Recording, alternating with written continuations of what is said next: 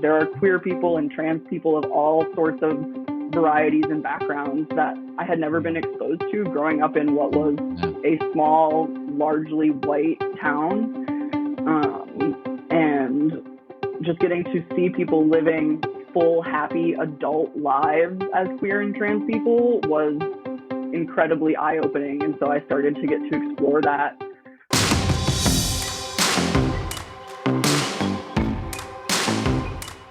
What do you do when you come out as LGBTQ and love the outdoors? What do you do when you see the outdoor space ruled by older white cis men and desire a diverse community of outdoor lovers? Accept it, change it, create it. I am Justin Yoder, and this is LGBT Outdoors.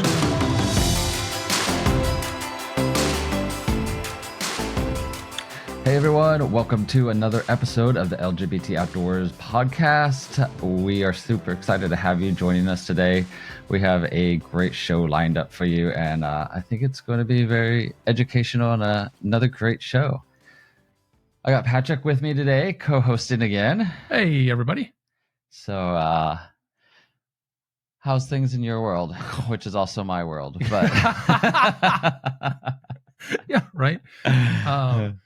It's been a little bit bonkers. My spring is always like crazy busy with work. I've been out of town this month more than I've been home, and like I'm sharing that for everybody else's benefit. You're aware of this. I'm very well aware. And I got home a few days ago, and then he was out of town.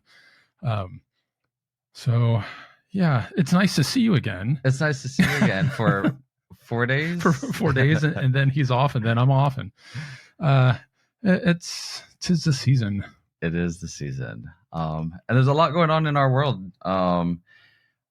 Just touch on briefly, like just in case if people don't know why maybe we might not be saying more, but as our status as a 501c3 nonprofit, we can't get into anything political. Kind of one of the downsides, because so much of that can reflect to the LGBTQ community. But absolutely, and we can talk about issues that are facing our community, which there are tons, and they are very heavy right now.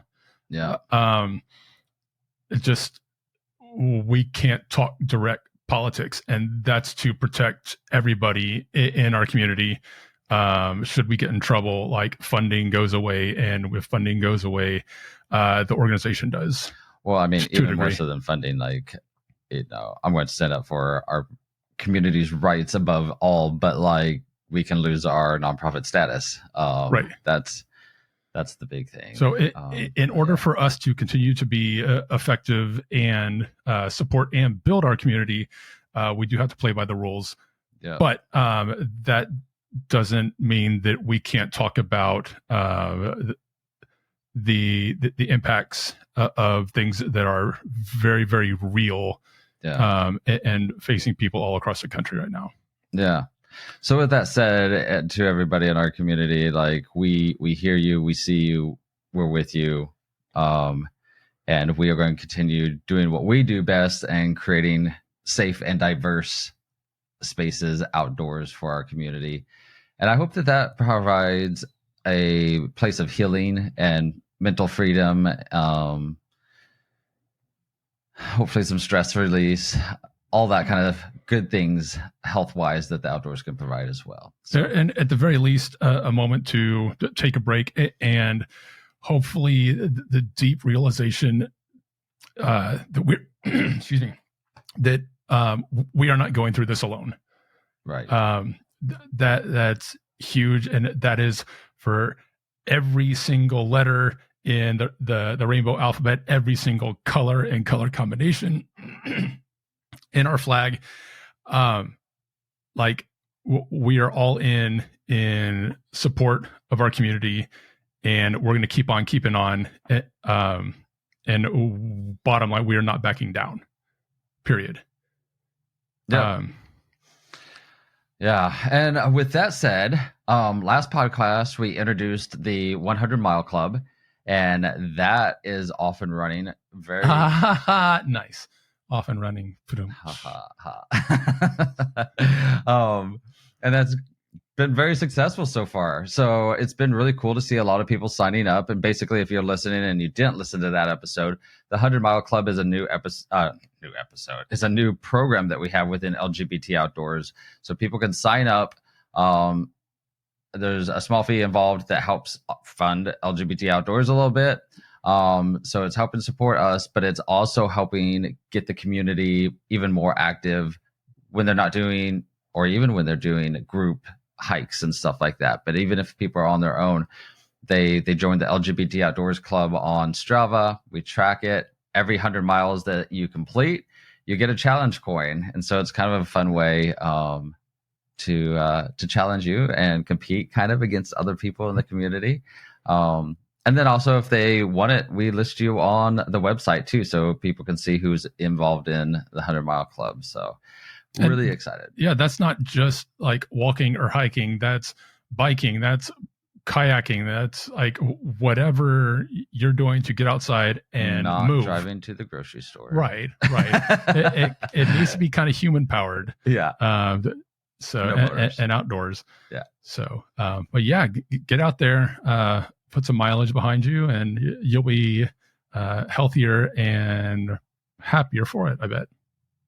Definitely. Another thing, LGBT Outdoor Fest. I want to say like it's quickly arriving, but it only feels like that. That'll be in September and up in New York. We're crazy excited about it. I have several people signing up, taking advantage of our early bird pricing, which will end at the end of February. So February 28th is the last day to get the early bird pricing discount on this year's LGBT Outdoor Fest. If you want to learn more, go to lgbtoutdoors.com/outdoorfest to see video from last year and learn more about it. It is really something special, you guys. So check it out. Please come join us. It's I'm getting goosebumps. Sorry. Yeah, come on with it. Yeah, I'll say this to go along with that. You said we've had a few people sign up. As far as early bird registration goes, we've had more sign up during this time than we have ever had in the past, which is super exciting. And, off the top of your head, are those new people or are those returning people? I'm not sure, honestly. That's kind of a question for Josh McNabb, the chair for LGBT Outdoor Fest, but I feel like it's a good mix. So we're going. Awesome. It's going to be our biggest one for sure that we've done yet each year. That grows over and over, and so it's going to be a great time. Really looking forward to it. I've never been to like the outdoors up in New York, up in the Catskills. It looks amazing. Everything that I've seen online. And I'm getting the suspicion that I really need some New York in my life. Yeah, no, I agree. Also, we have our adventure trips. We've mentioned them on the podcast a couple times, but people are signing up for those. We have 5 this year. We're doing Grand Canyon, Broken Bow, Oklahoma for fly fishing. You and I are leading the Alaska trip in July, doing Glacier National Park and Great Smoky Mountains National Park. So people are signing up on those. It wouldn't surprise me if some of those might fill up, but if you're interested, go over to the website again, check it out, get signed up before they get filled up. It really would surprise me because I think we opened registration earlier than normal. But people are already signing up and it's really, really cool to see. So, go check it out. Yeah, absolutely. Well, we should jump in with our guest today. Yes. I am really excited as always. We always have amazing guests and it's always fun to learn from them. So I always appreciate their time coming on. And today we have Laura Payne. They are one of our ambassadors in Oregon. And I've never even been to Oregon, but I'm going to be in May. And so I'm really excited because I can't even say it yet because contract still is not signed yet.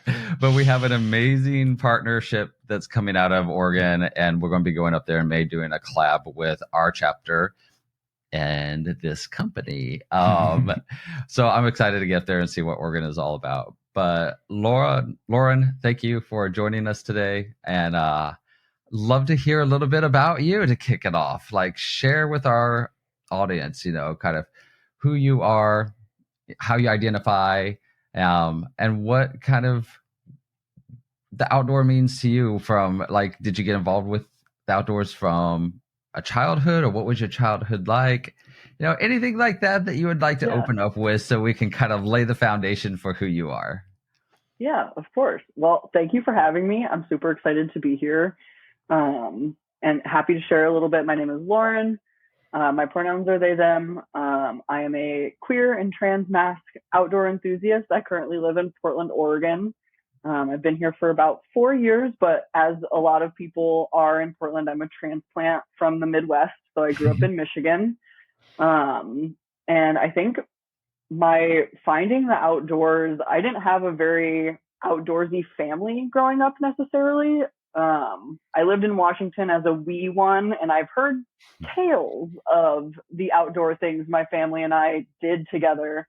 But in infancy, I do not recall these things. So I tend to think like my finding the outdoors was in my little neighborhood as a kid, running around in the fields and the woods and playing around in the weird pond behind that one house sort of thing. And just finding the spaces that we could in that environment to get involved in the nature around us. So it's been quite a growth, I would say, from the backyard pond situation to like the mountains of Oregon. But it's only made me enjoy the outdoors more. And I'm excited for you to get a chance to come see Oregon's beauty as well. May is going to be a beautiful time to be here. I feel like there's always a weird pond behind that one house. When they said that, I was like, yep, I remember that pond. Like, just down the street from the defunct playhouse. Like, yep. How we ever survived our childhood, I don't know. But good times. My parents would agree. Yeah. What took you to Oregon from Michigan? Which, by the way, we do have an amazing chapter in Michigan as well, for anybody that's listening that might be there. Yeah, totally. So yeah, I grew up in Michigan all from like 5 years old until I graduated college. I went to the University of Michigan in Ann Arbor. So shout out, go blue. But I graduated from there kind of like early pandemic times. And I was just ready to go. I didn't see a need to stay around. And I was like, if things are going to be weird in this pandemic space anyways, I might as well, embrace the weird and the strange. And so packed up a U-Haul and drove across the country, and sight unseen moved into a bad apartment and made it work for the first year. But yeah, I work in the environmental field. So as I was looking for gigs after graduation, it's kind of, the West Coast has a little bit more opportunity wise for environmental careers. So I decided to get out here quick and get my start on the coast. Sounds like a great plan to me. I escaped the Midwest too, though. So I'm Missouri for me. But unfortunately, like, not to knock Texas, but unfortunately I didn't end up in an abundantly great outdoor state, or not as good as Oregon, I guess I should say. Yeah, Texas has a few gyms in it that are good, but man, the right door opens to another state with some mountains in it. Right. I've actually done a drive-by of the University of Michigan campus. That's in Ann Arbor. Is that right? Yeah. Yeah. Visiting a friend up there. And I remember seeing like that massive M like everywhere. Yeah. Like it's unmistakable. It's it's abrasive. It's got that maize and blue like everywhere you look. But it's a great little town to be in, especially like if you have the chance to see the Arboretum there and Mathi Botanical Gardens. Some of my favorite places in that area, hard stop. So definitely recommend stopping by there if you get the chance. Oh, right on. Nice. You mentioned that you work in the environmental field. What do you do? Yeah, well, I actually just started a new job this past Wednesday. So this is a fresh switch up for me, but I'm now working at a nonprofit focused on increasing equitable tree canopy cover in and around Portland. So essentially, I coordinate and run volunteer events where we plant trees and shrubs and try to make our neighborhoods and green spaces a little greener. Very cool. That's amazing. It's been really fun so far. Yeah. I'm really excited. And if anyone is a big tree person, I know I get really nerdy about it. I'm notorious for on my hikes. I'm like, do you see the white oak and the gall? Like, look at all the possibilities here. So I'm only going to get more obnoxious on that front now that I have this team. But yes, nerd out. Exactly. It's being educational, so love it. Exactly. Yeah. And being able to do that for a career is even better. Like, you're passionate about it. You're already, and I say this loving you, like you're already dorking out about it. So like, why not get paid? That's awesome. Right. Sweet. Yeah. I feel really lucky. There's a lot of really great environmental organizations in the Portland area doing some really cool work. So there's always a way to get outside, no matter kind of what your style is, if you want to get involved in the community. Awesome. Yeah, that's amazing. When it comes to getting outside, obviously we know that you love trees, but as far as the activities go, what kind of things are you really passionate about doing when it comes to getting outside? Like if you have a free Saturday, and it probably depends on the time of year and season, of course, but this is what you want to go and do. Yeah, totally. That's a great question. It is very much seasonally dependent. For me, as someone who doesn't love torrential downpour, I made a very interesting decision to move to Portland, Oregon. So it looks different all the time, but I think my favorite thing is just getting out for a hike because it can look so many different ways. Portland is really lucky in that we have Forest Park, the largest urban park in the U.S. So I can bop over the bridge like 5 miles and I've got like however many hundreds of acres or what have you to explore. Or I can get in the car and drive half an hour to like the tallest waterfall in the gorge. And that's a hike of its own type. So I think I really enjoy that because you can really tailor it to anything you want or need it to be. Any group that you're taking, you can make it work for everyone. And it is something that I've found tolerable to do in the rain. I did shell out for a really good rain jacket, but pick your battles. That was one I lost. I was amazed. I think it was you and I forget who else, because we have a chapter in Washington too. So you both get quite a bit of rain up there, but I've been surprised to see a few of our ambassadors up there being out there hiking with their group in the rain. And I feel like here in Texas, people would be like, I'll see you next time. I'll catch the next event. Right. But like you all up there are just like, yep, let's go do it.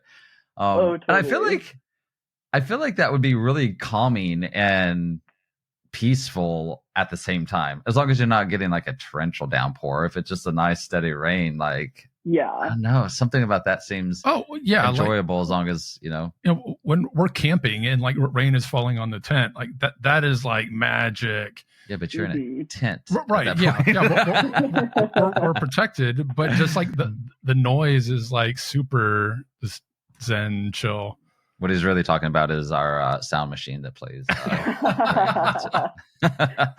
every night. It's a real thing.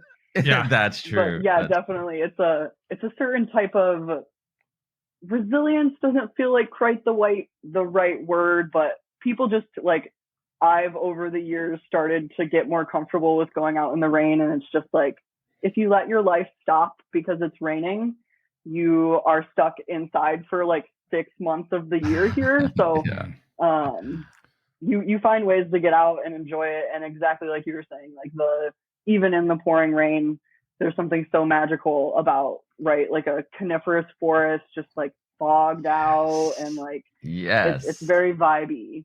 Yeah. So it's enjoyable in its own ways for sure. There's like a whole TED talk in what you just said. Like, don't let the rain stop you. Yes. Important messages there. That's amazing. This is kind of like diving kind of a little bit deep, but I'm just thinking about this and think it would be a good tip for people that are listening. So when you do go hiking in the rain, what are you doing as far as footwear goes? Because I feel like that could be one of the things that makes people could run a good hike. You know, feet, socks getting wet and maybe blisters and whatnot. Yeah, totally. But I'm curious and because I mean, you all deal with the rain up there so much. I'm sure that you guys have good solutions to it, or maybe you're just not wimps like us here in Texas, and they're just like fight through it, and it's not that big of a deal. No, totally. It's definitely a little bit in the gear. So thinking things like good wool socks, like nice breathable fibers, things that can dry out quickly. There's kind of seems like two schools of thought in terms of shoe wear. Like some people go like full waterproof and just keep all the water out. Some people don't like that because then it's all stuffy in there. And then you get in the car with your hiking partner afterwards and you take off your boots and they're about to push you out. So some drawbacks to that. And then there's some folks that really like the like meshy, really breathable type of things where it's like you will get wet, but it will also like breathe and dry out when given the opportunity. So kind of a toss up. I myself have just like leather boots that I spray like a water resistant coating onto every now and again.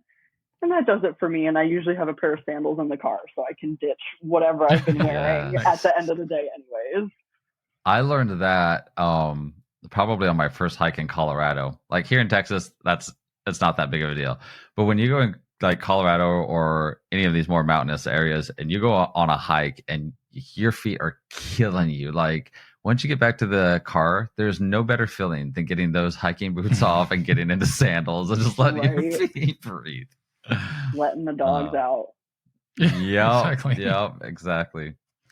So you have enjoyed the outdoors since a very young age. What's like one of your most memorable moments in the outdoors at a younger age, I guess, where that was an experience that really helped you solidify your passion and your love for the outdoors? Kind of one of those, maybe a mountaintop moment where you're just like, I love this.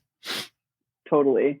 I think when I think about this, there are some like vague memories I can pull from when I was young and like looking over the Pacific Ocean from our place on Whidbey Island. But I think what really concreted my interest in the outdoors was when I finally was able to drive myself places as a teenager in mid-Michigan to do the classic thing. I grew up here, so I didn't really have like a ton of great, really robust natural spaces to explore. But once I was able to drive and I could get myself to those places, I remember the first trip I took with a couple of friends doing camping up on the Lake Superior shore up in the Pictured Rocks National Lakeshore area.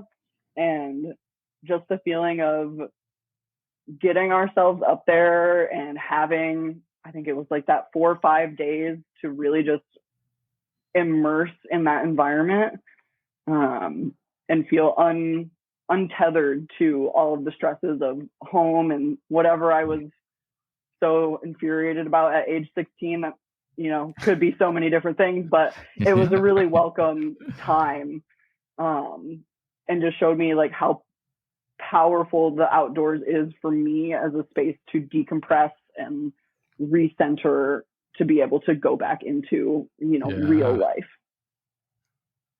Yeah.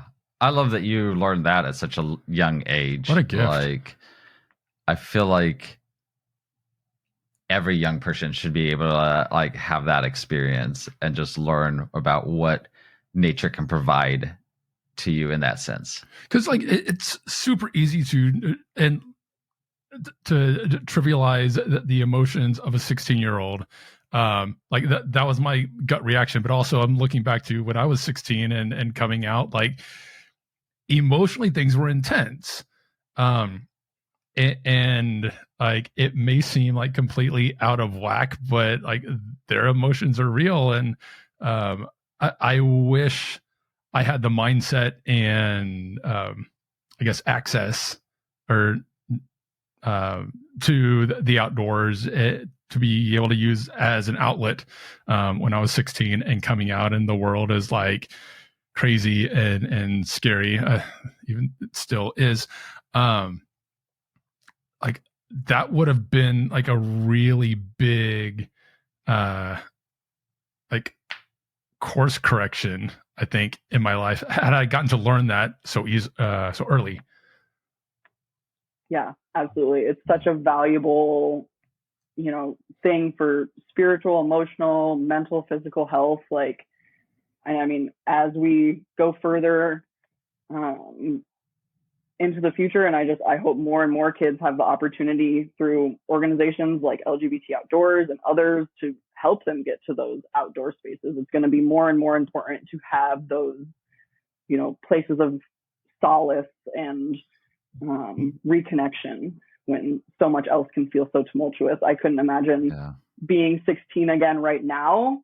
If I thought I was angry then, I totally agree. And I was definitely very privileged to have my little beater Honda that could take me everywhere I needed it to get. And I hope that for all young kids for sure.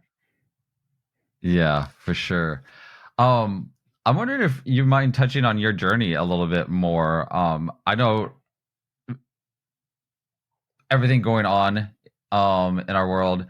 My heart is, it goes out to our whole community, but especially trans and non-binary people.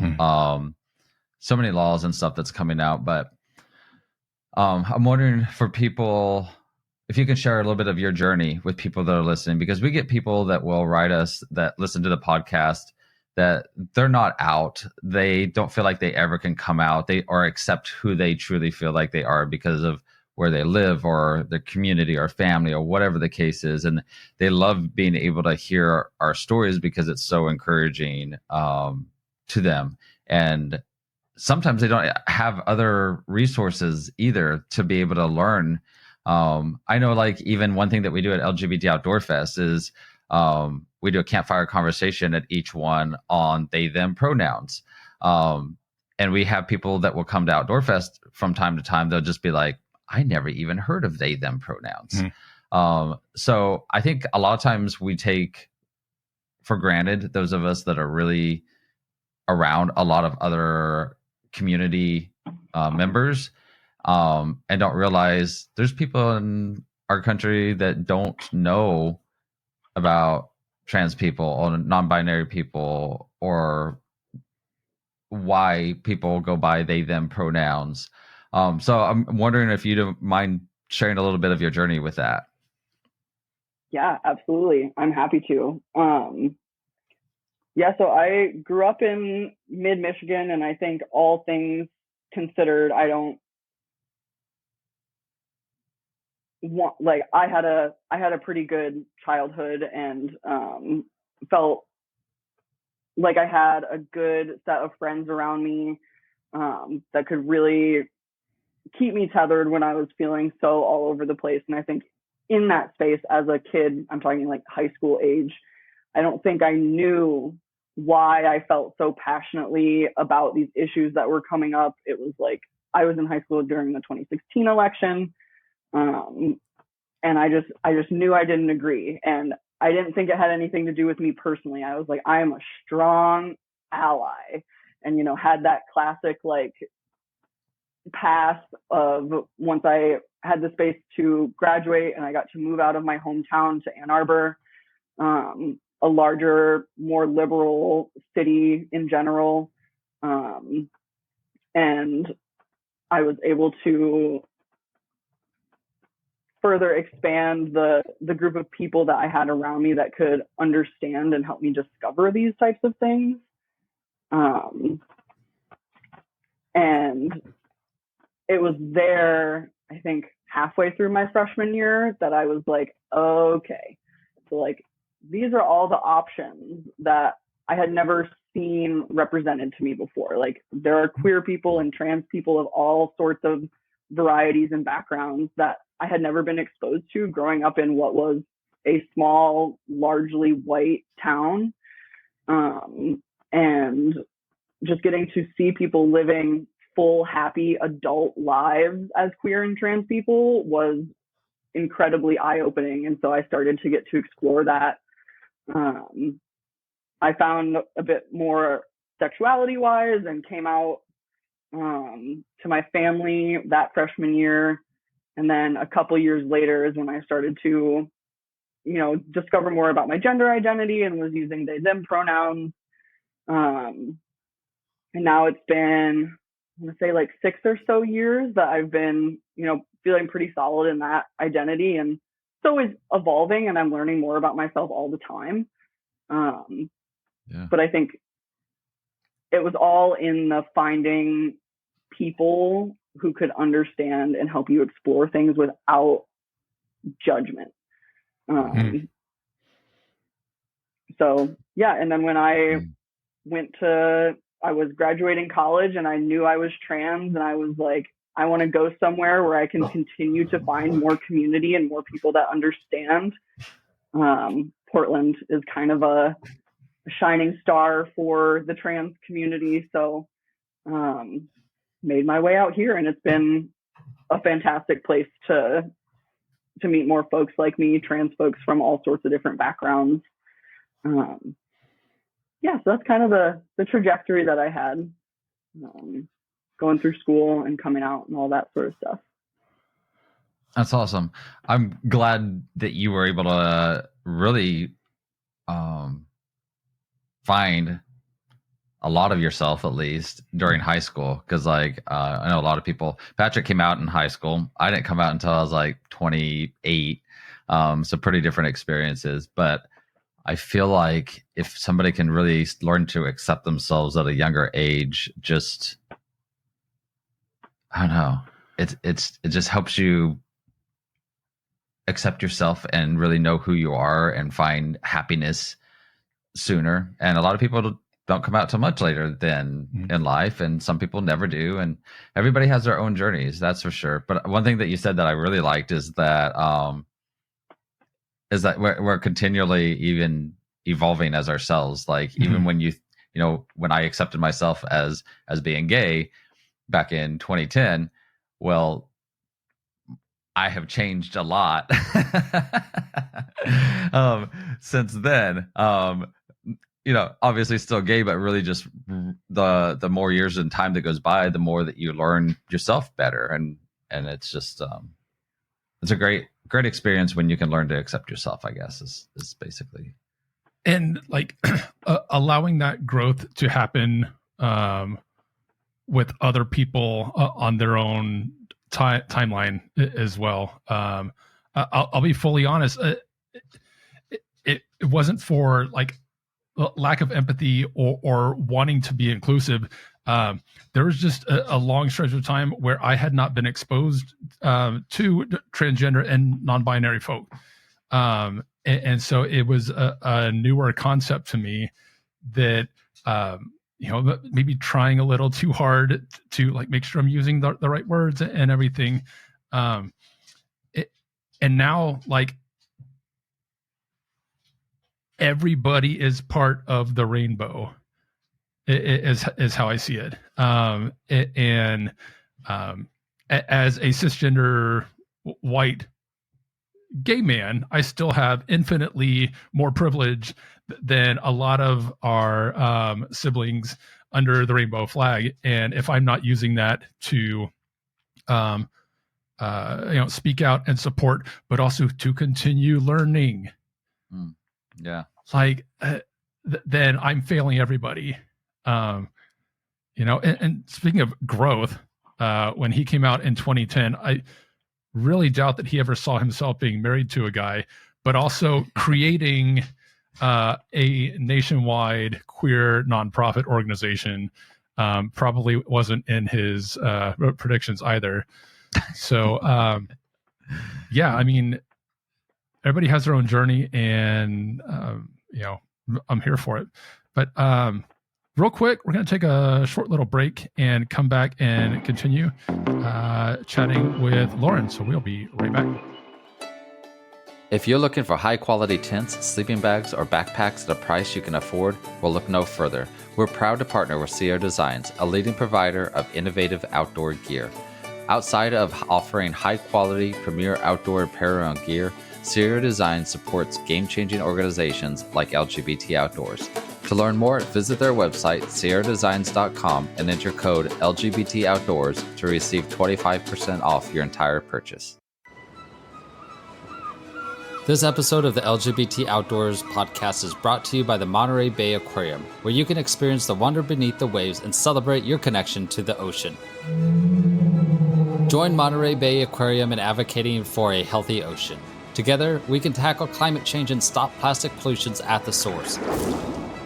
Sign up for the Ocean Action email to learn how you can protect the oceans that connect us all at montereybayaquarium.org/act. All right, and we're back. Hey, everybody. Still here with Loren, and as a reminder, they are out in Oregon, and as a reminder, as Texans, we are jealous. So share with us, as like everybody knows that Oregon is like super duper awesome for the outdoors. What is it that like really gets you going? Like, what's special about it to you?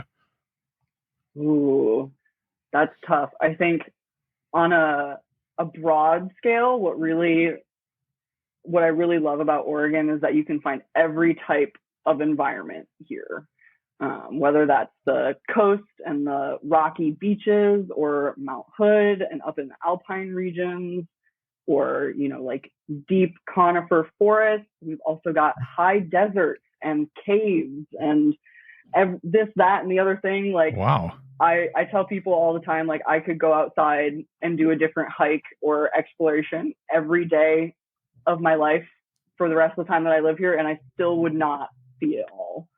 So I think that, like, on a big scale, the number of possibilities just really is awesome, and it keeps things so exciting. But I think maybe zooming in a bit more, what I really like, especially maybe this is a more of a Portland privilege than some other places, but the access to nature is so close. Like I was talking about earlier with Forest Park, or just getting out into, it's the Columbia River Gorge, so a whole bunch of waterfalls along the Columbia River. It's all within an hour drive max. And I think just being able to get to those places so quickly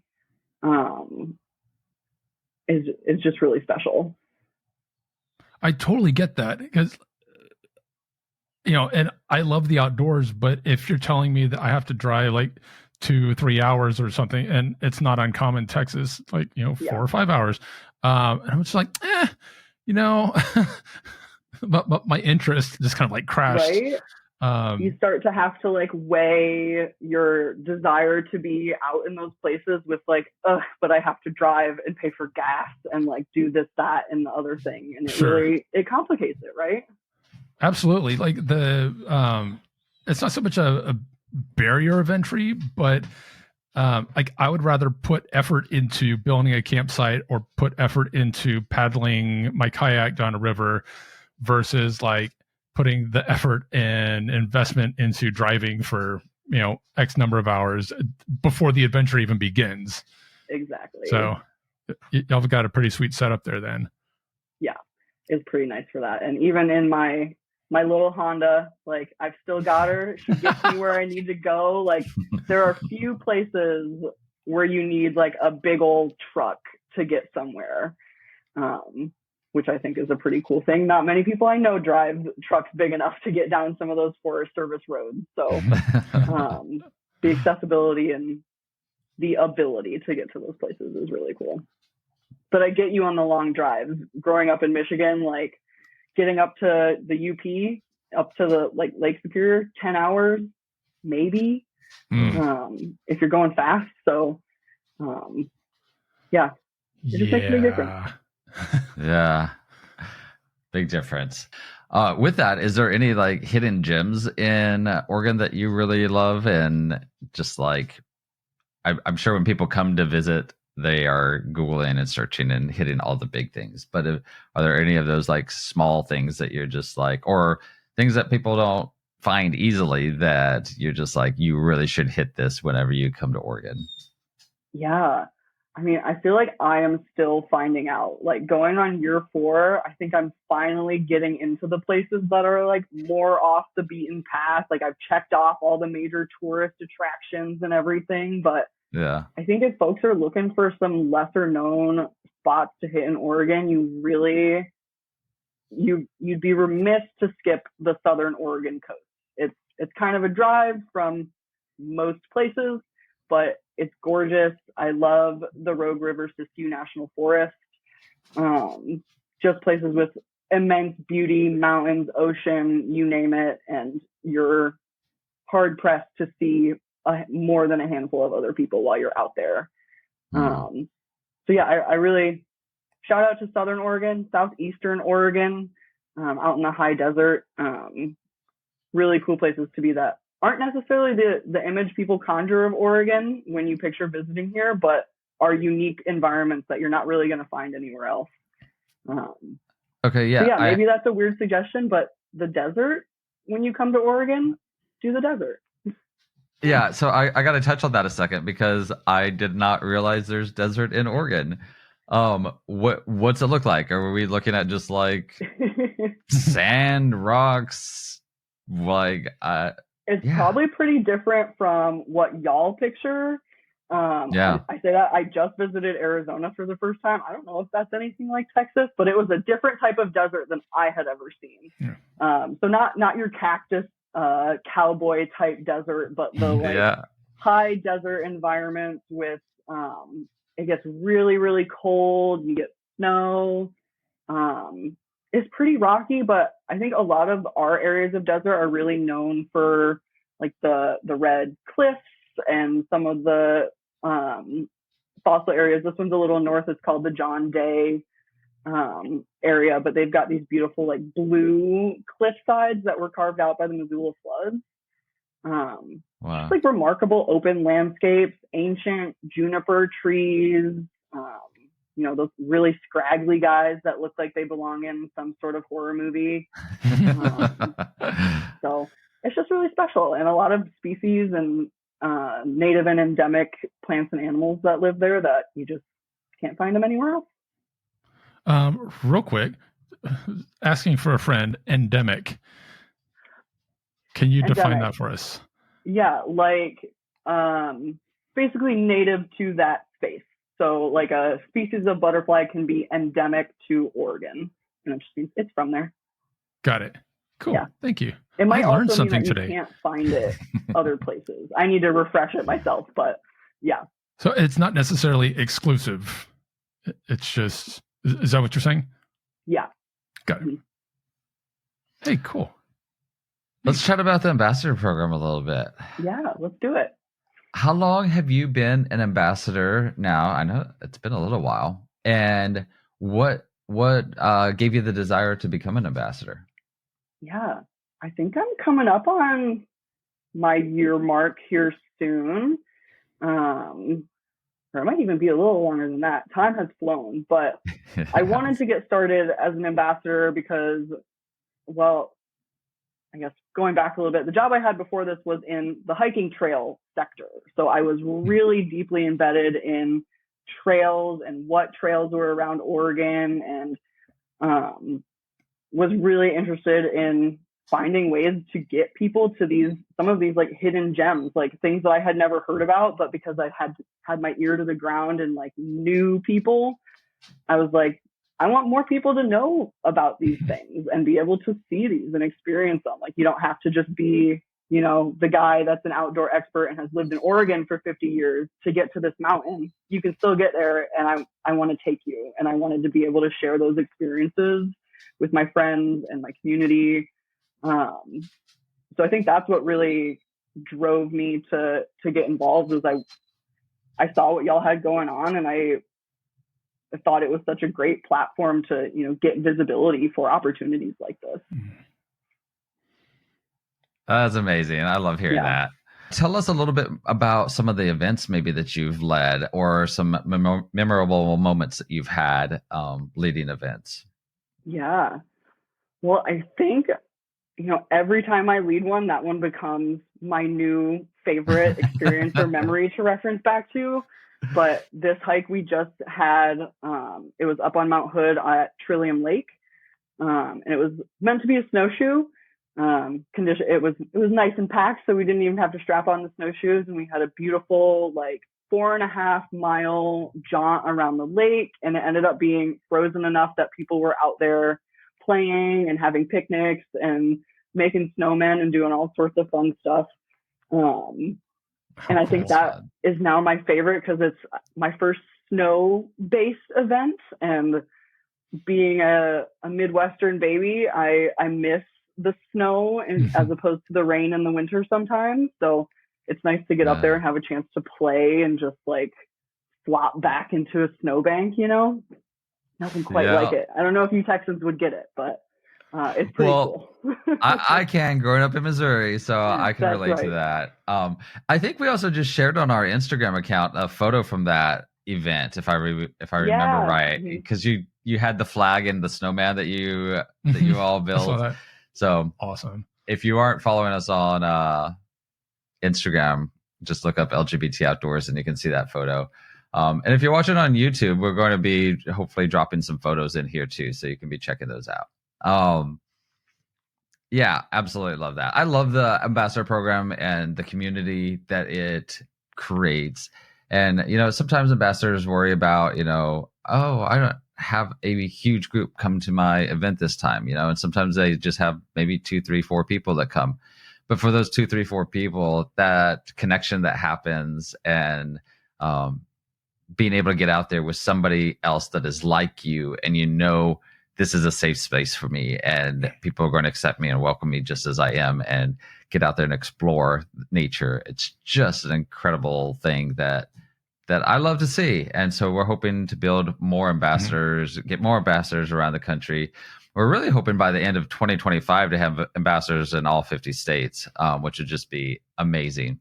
And I think that we could do that. And right now, kind of where we are in that's the overall vibe in our country, the ambassadors are doing such important work, allowing and encouraging the queer community to just get outside, unwind, chill, connect, whatever it needs to be for each individual person, just kind of as a healing sort of space. That's a heavy lift for sure. But I think, even as time goes on, it's so crazy important. And I'm grateful that collectively as an organization, and the many, many, many volunteers who help make this thing go, I'm hoping that collectively we can just keep going and growing with that. So if you're listening and the idea of pitching in and helping out your community and you love the outdoors, come talk to us at LGBT Outdoors. Yeah. Shameless little plug there.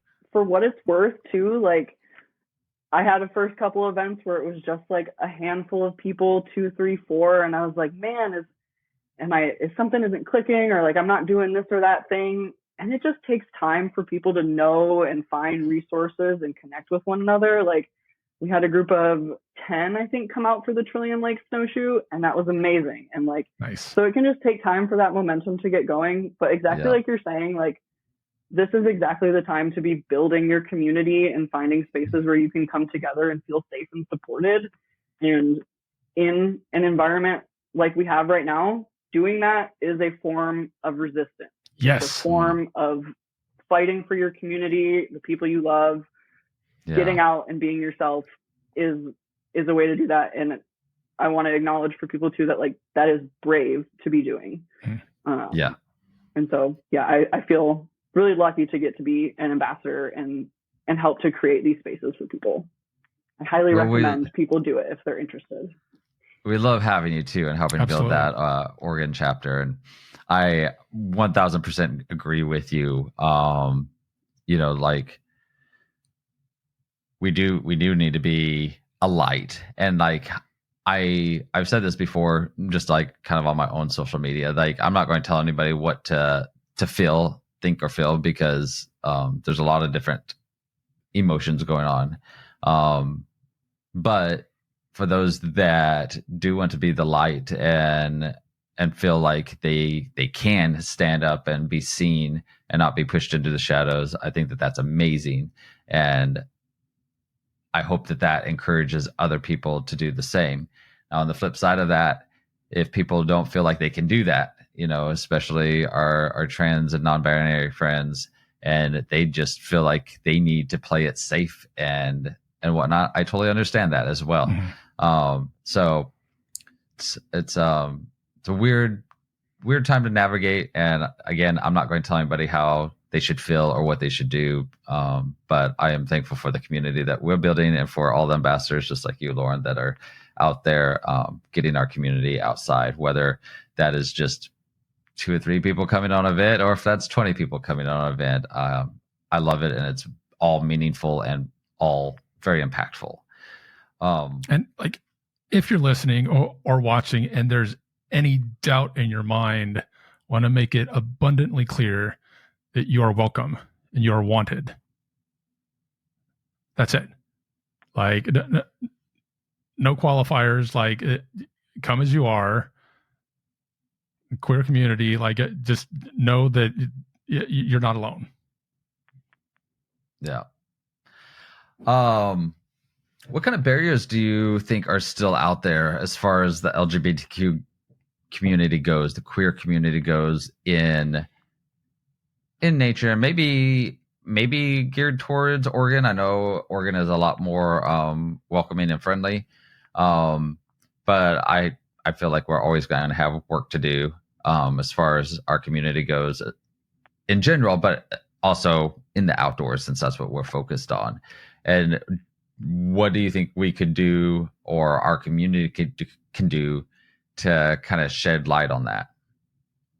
Yeah, I think that's a great question. I mean, yeah, Oregon's known as a blue state, and Portland specifically a very progressive city, but that doesn't erase all of the problems that are happening around the state. And I think really where I see that come into play is it's kind of that typical format of very progressive city centers, and then you can feel a very tangible shift when you leave that space and enter those more rural communities. And I think, I mean, even for me, like that's where I get nervous, is like, okay, well, I'm going to have to park at this trailhead in the middle of nowhere. And like the last person I saw had a Trump flag on their truck, you know, like those are still very real things that happen 30 minutes outside of Portland. So I think that just in terms of like emotionally, that is a burden to be carrying, and to have to consider your safety in that way of being in an outdoor space is really heavy. So I think that's a place where, you know, stuff like this, community and strength and safety in numbers, is a really great way to sort of navigate that space. And then there's also the very real, like, not that those emotional barriers aren't tangible, but the very like physical things of like, well, I mean, as queer and trans people, we're more likely to be hit by socioeconomic factors that don't make it simple for us to get to these outdoor spaces. You know, we're not making as much money to have that gear, all the passes, having cars and gas and time off work to be able to do these grand adventures is such a privilege. And so I think that's really just like, that's the one where it's so interwoven into things. And the biggest thing we can do is each of us use our privilege and resources to lift the next person in any way that we can. So just always like holding, for myself, that means I'm trans, but I'm also white and privileged enough to have a full-time job. And I can use those parts of my identity to support other people. And if we can all look out for one another in those ways, we can help to address the larger system until, we can get the big sweeping momentum that is really needed. Yeah. Yeah. What would you tell somebody that's a part of the queer community that maybe has never gotten involved in the outdoors, or doesn't think that hiking is for them, or they're just hesitant because they're like, the woods is a scary place to be? What kind of advice could you give somebody in those situations to help encourage them? Because I think it's good to step outside of your comfort zone from time to time. And I do think that when somebody tells me, oh, I don't like the outdoors, I want to know, well, why do you think you don't like the outdoors? Mm-hmm. And then you hear something like, well, it's outdoors. It's like, okay, let's work through this a little bit here. Yeah, well, there's bugs, or there, whatever it might be. But I feel like you take somebody that says, I don't like the outdoors, and you do a nice, easy morning hike to them, and you do watch the sunrise. Like, how can anybody say after that, like, yeah, I never want to do that again, But I'm curious from your point of view. Yeah. I think advice I would give first, just that, like, knowledge is power in these spaces. Knowledge is safety, comfort, like knowing, okay, this is what it's going to look like when I get to the trail. This is what I should have with me, in case of emergency, or just if I get hungry, like knowing all of these things to the best of your ability, having things written down. Like, you don't have to memorize any sort of playbook. Like, it's okay to lean on resources and other people, and, use all the things that you can to make that space feel approachable for you, and then find people to go with. I think I always encourage people to be going on adventures with friends, because it's more fun, but it also helps to break down those barriers of, like, I don't know what to do if this happens and I'm alone. Like, there are still things where I'm outside and I'm like, oh, if this thing happened right now, I don't even know what I would do. So, like, there's no level of being an outdoors enthusiast where everything. Like, you never will. Yeah. So don't let not knowing everything let you not get started and learn some things. Yeah. Being in the outdoors looks different for everyone. So you don't need to be climbing the side of a mountain to be a hiker or an outdoorist or anything of that nature. It's just stepping outside your front door and doing whatever feels good for you. Exactly. Bingo. And I love crushing the stereotypes that queer people don't like the outdoors. Like, and that's really a big part of how this all even started, was through an Instagram account showing queer people in the outdoors to break down that stereotype, because so many people think, oh, the gays just want to go to the clubs and bars and drinks and shop and all of that kind of thing. I'm like, no, we want to go outdoors. We want to climb the mountains. We want to see the views. We want to explore and take in all nature has to offer. So that's awesome. I like that. Yeah, I think we should do some rapid fire questions. Rapid fire. Pew, pew. Pew, pew. Yeah, I'm adding sound effects, y'all. All right. You want to rotate through these? Sure. All right, cool. You ready? All right. Sunrise or sunset? Oh, sunset. You can't get me up that early. All right. Favorite snack while hiking? Oh, okay. I don't want to hear any flack for this. It's like trail mix, and the raisins are my favorite part. Okay. That's my. Hey, I often get I'll support that. on that. But that's the best. Well, we have a new board member, Bailey Buckles, that likes to take fried chicken. Cold fried chicken. Cold fried chicken. So, yep. I mean, hey. that yours was not as bizarre as I thought that it was going to be after hearing that. So, Yeah, to each their own. awesome. Exactly. Totally. Each own. Yep. All right. Mountains, forest, or coast? Oh, forest. All right. What is your go-to outdoor gear that you can't live without? Ooh. Good pair of boots. Nice. Cool. Spring, summer, fall, or winter? Spring. There was nothing like the wildflowers coming out. Oh, yeah. Oh, okay. Yeah. I'm a fall guy myself, but I can see that too. And what's one outdoor activity that's kind of on your bucket list that you have not attempted? Okay. I say this all the time. I don't feel that I'm coordinated enough to be a winter sports person, but I would love to be a snowboarder. I think it would look sick. Oh, yes. And I would love to try, but I am so terrified of breaking my body. I like how they weren't even like breaking my leg or breaking my arm. It's just like breaking my body. We're just gonna go straight there. Yep. We like see Loren in a body cast. Like, oh, they tried snowboarding. Wah, You'll know. Oh, that's funny. Instagram feed.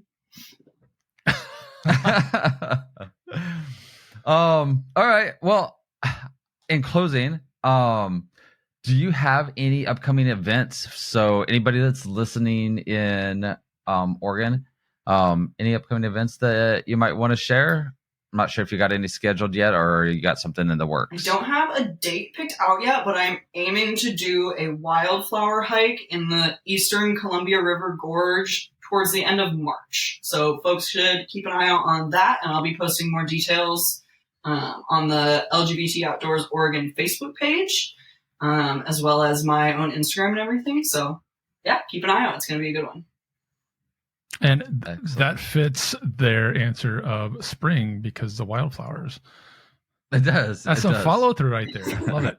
So to reemphasize that just a little bit, if you are in Oregon and you want to connect and you're on Facebook, if you just search LGBT Outdoors Oregon, you'll find the Oregon chapter and you can join it. If you're not, you can sign up for our newsletter to be able to stay up to date with upcoming events, or there was something else I was going to say.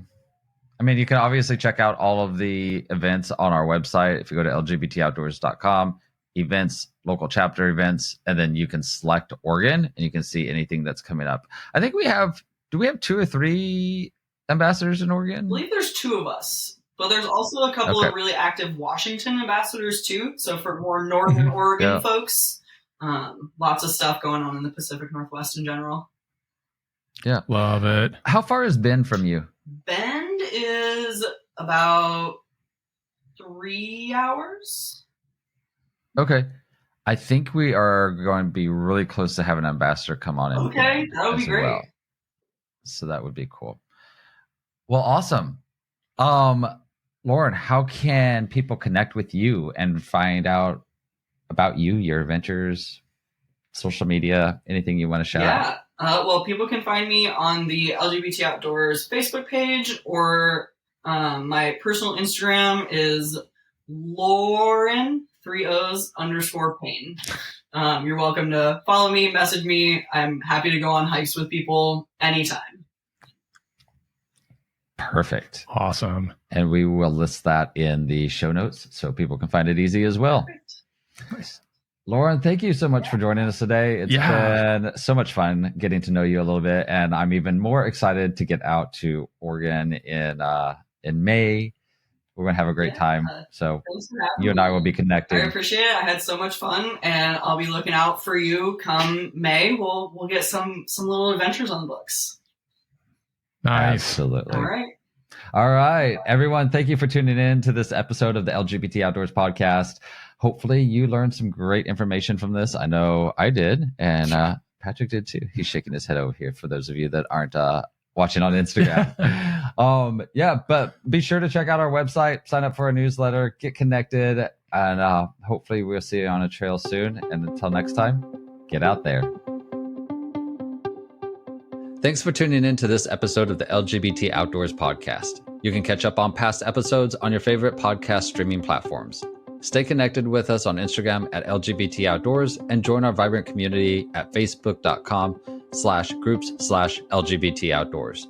Support our mission to promote LGBTQ+ inclusion in the outdoors by becoming a member of the Trailblazer Society at lgbtoutdoors.com/trailblazers. For more information about LGBT Outdoors, LGBT Outdoor Fest, local chapters, adventure trips, or to sign up for our newsletter, head to lgbtoutdoors.com. If you're enjoying the episode, don't forget to rate, review, and follow us. Your support makes a difference.